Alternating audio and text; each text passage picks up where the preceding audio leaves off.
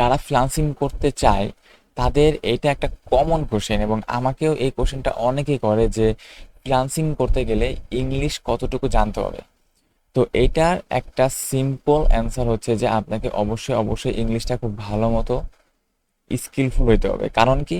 কারণ আপনি কিন্তু কাজ হচ্ছে আপনি বাংলাদেশি ক্লায়েন্টের সাথে করবেন না। আপনি যখন হচ্ছে এসইও নিয়ে কাজ করতেছেন বা অন্য যে কোনো একটা টপিকস নিয়ে ফ্রিল্যান্সিং কাজ করতেছেন, তখন কিন্তু আপনাকে হচ্ছে ইন্টারন্যাশনালি ক্লায়েন্টের সাথে কাজ করতে হবে। সেটা হচ্ছে বাংলাদেশের বাইরে, এবং বাংলাদেশের বাইরে কিন্তু কেউ বাংলা ভাষার কথা বুঝবে না। তো আপনি যদি একটা আমেরিকা ক্লায়েন্টের সাথে কাজ করেন, তো সে কিন্তু অবশ্যই বাংলা কথা বুঝবে না, এবং তার সাথে কিন্তু আপনাকে ইংলিশে কমিউনিকেট করতে হবে। এখন আপনি একটা জিনিস ভাবেন যে আপনি যদি বাংলাদেশে কোনো মানুষের সাথে কাজ করেন, তখন কিন্তু যার সাথে আপনি কাজ করতেছেন তাকে কিন্তু যখন আপনি কাজটা হচ্ছে তার কাছ থেকে নেন, তখন কিন্তু তাকে হচ্ছে আপনি বাংলায় বুঝাই বলেন যে আমি এই কাজটা কিভাবে করব। দেন আপনি কাজ চলাকালীন আপনি কাজ আপডেট দেওয়ার সময় কিন্তু আপনি তাকে খুব ভালো মতো বুঝাই বলেন যে আমার এই কাজ হচ্ছে এই এই পর্যায়ে রানিং আছে।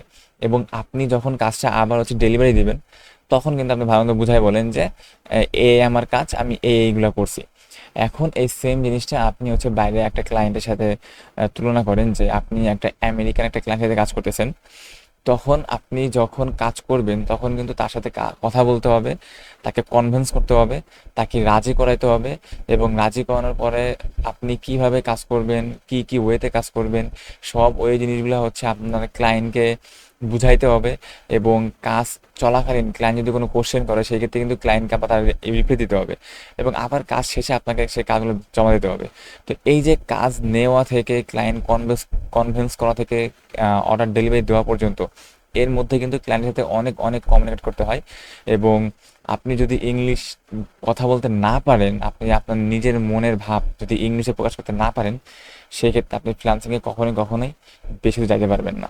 তো অবশ্যই আপনি যদি ফ্রিল্যান্সিং করতে চান, অবশ্যই অবশ্যই মাস্ট মাস্ট আপনাকে অন্তত নিজের মনের ভাব আপনাকে ইংলিশে প্রকাশ করতে হবে, যাতে আপনি স্বাচ্ছন্দ্য বোধে আপনি হচ্ছে ফ্রেন্ডলিভাবে আপনি ক্লায়েন্টের সাথে কমিউনিকেট করতে পারেন। কারণ ক্লায়েন্ট হচ্ছে লং টার্ম তাদের সাথে কাজ করে, যাদের সাথে ক্লায়েন্ট কথা বলে কমফোর্টেবল ফিল করে।